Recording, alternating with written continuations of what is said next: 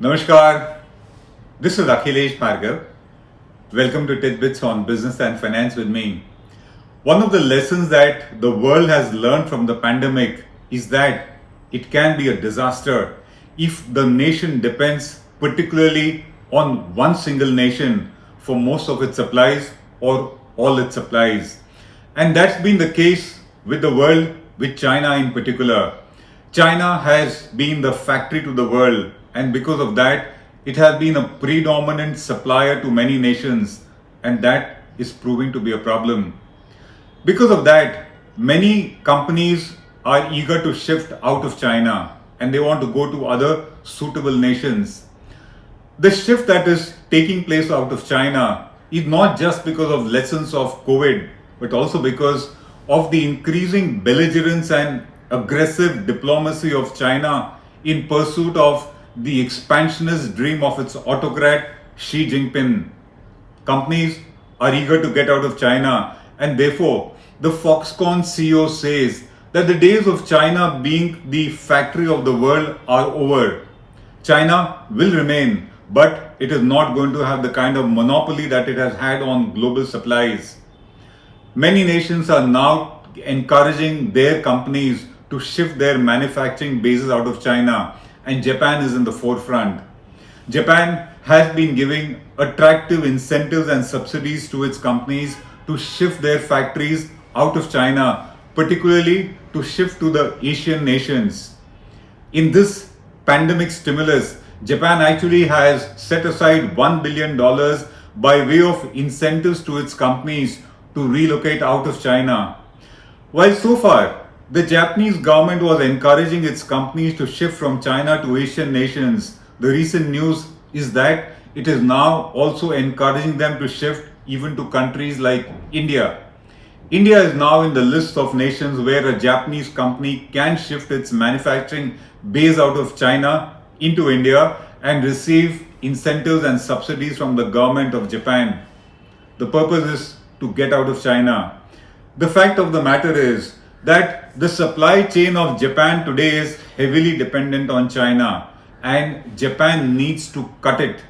For that, not only did the government set aside $1 billion as a budget, but it has an annual budget of 23.5 billion yen in addition to that to encourage Japanese companies to get out of China.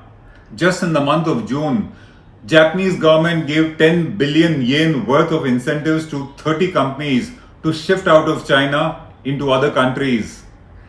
Looking at the example of Japan and the Japanese government willing to give subsidies and incentives, even American companies are now asking their government to give incentives to get out of China, and perhaps even America is going to follow suit. And it is not just American and Japanese companies which want to get out of China, relocate out of there and de-risk themselves. Even companies from the European Union are doing that. A recent report says that manufacturers at Tirupur happens to be India's garment export hub with garment exports of over 25,000 crores a year. These manufacturers have started receiving orders and inquiries from EU companies for those items which were earlier being sourced by them exclusively from China. Now they want Tirupur manufacturers also to supply them. These manufacturers are of course elated and they hope that they will be able to convert those inquiries and orders very successfully. But they also point out that in order to do that, in order to ensure that the transition of orders from China to Tirupur takes place successfully, they say that they will need a lot of hand-holding and support from the government, particularly in respect of labor, finance and infrastructure. The companies abroad and the companies in India both hope that they will be able to transition to India and get China out of the supply chain to the extent that they can. The US government is also now pushing the envelope and asking India to get its act in order to create a suitable environment such that American companies start relocating to India. India becomes attractive for American companies. The US government says that India needs to create an environment in order to foster its position, in order to elevate its position in the global supply chain.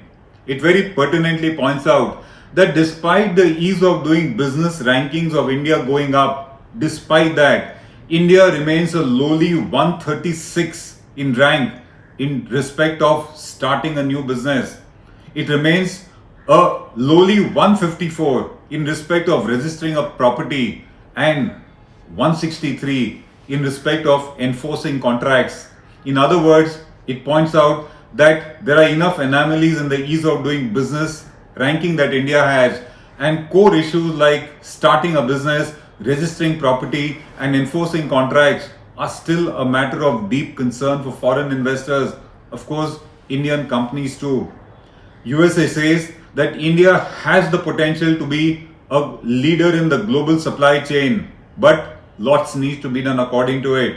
It points out lacunas in respect of IPR regulations, in respect of FDI, in respect of price controls imposed by the government and data localization in particular, to say that while India has the potential to be a global leader, much yet needs to be done by India.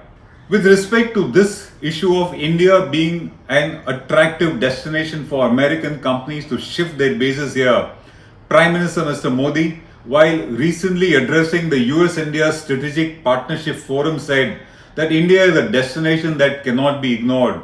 He said that India is becoming a leading destination for foreign investment, referring to the fact that despite COVID, India has been receiving large amounts of FDI.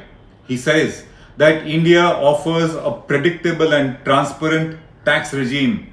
And to market India further, he says that trust and reliability, according to him, are much bigger factors than mere cost. And what India offers, according to him, is trust and reliability. He says that companies actually look for policy reliability, stability and predictability and trust, and he pitches that India has got them all. He finally says that India is a peaceful democracy. It is a country with policy stability and continuity, and therefore India becomes a good, attractive destination to invest. He of course refers to the fact that India's ease of doing business rankings have shot up, implying that India is the place to invest in where doing business is easy. So what is the larger picture that emerges from this situation where foreign companies want to come to India and the Prime Minister says that India is a destination that cannot be ignored? The larger picture, according to us, is that it is good that the Prime Minister never misses an opportunity to market India. But according to us, marketing talk which is disconnected from the ground reality does not really cut much ice with the investors. The fact that fresh investment in India is at a standstill, jobs are being lost, the GDP is shrinking, business closures are taking place, exports have remained at a standstill, they have languished, and reforms have failed to take off, certainly shows, according to us, that there is a huge disconnect between what our Prime Minister claims and what the ground reality is. According to us, it would be wrong to fool ourselves by marketing rankings as we are seeing and ignoring the reality. Rankings are cosmetics which have been found to be not in sync with the reality. World Bank in fact has itself suspended the ease of doing business rankings and it is reviewing it. India seems to have got into the rut of marketing rankings and ignoring the reality, and we think that it's time to get away from that situation. It's time to get away, according to us, from poorly executed reforms and to focus on the real economy, to improve things as the US says, to improve the environment and make India an attractive destination for their companies. Because if we don't do that, perhaps India will get bypassed again by the international investors, something which we truly can't afford to. This is Akhilesh Bhargav signing off till we meet again. Namaskar. Now be the first to know about the latest updates on our new news app. Go on your Android or iOS, search for HW News Network. Download our app, choose the language you prefer to get updates in, and be up to date with the latest news. If you like this video, please share it and we would love to hear your comments in the comments section down here. Also, please do like our Facebook page and follow us on Twitter to get minute-to-minute news updates. For more such shows and videos, well, subscribe to our YouTube channel.